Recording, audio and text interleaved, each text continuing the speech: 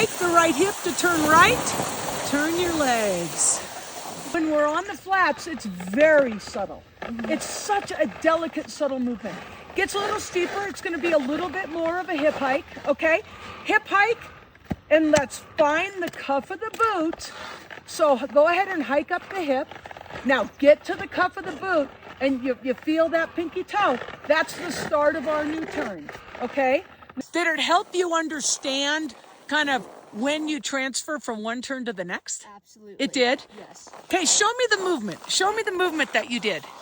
So all I did was not even lift it, but just in this The zone of the hip. You hiked up that hip. Hiked up a little bit. And Yeah. It's just that little bit of pressure that I'm It moved it to that uphill foot, your new outside ski. What was the movement that you did? just ever so slight. I mean, I wasn't taking it off the ground. Yeah, what were you doing? But I was just lifting my hip. You were hiking up your hip. Yeah, just ever so slightly. Yeah. You know, Yeah, and when you hike up that hip, where does it put your pressure and your balance? it right at my pinky toe on my left foot. Pinky currently. toe of your new outside ski. Oh, yeah. And it's got you balanced with it, right? Completely. Okay. Completely. The hip, turn the leg. Hike the right hip to turn right.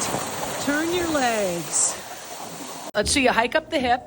Yeah, hike up that hip. This leg's tipping in. You're rolling the ankle, but you're pushing the wall over. The power's coming from over here. Yeah. You feel that? Yeah. But that you got that integrity of alignment all through that inside, right? You're gonna take that onto the hill? Right. Definitely. Yeah. Ski pros usually focus on with you? Well, because I'm intermediate, I don't take a lot, but they always focus on my shoulders and my hands. Okay. So what you're saying right now, to your stance and balance, your hips are more important than your arms. Is that what you're telling me? Yes. Yes. Oh, I did a video on that like 5 years ago. Yeah.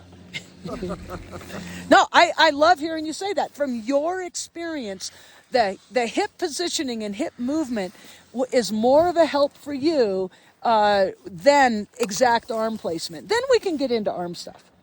Had I learned that earlier, Yeah. I wouldn't have spent years overcompensating on the wrong things to do trying to get down the mountain. I would have been in a much safer place, and I would be more advanced than where I am now. More confident.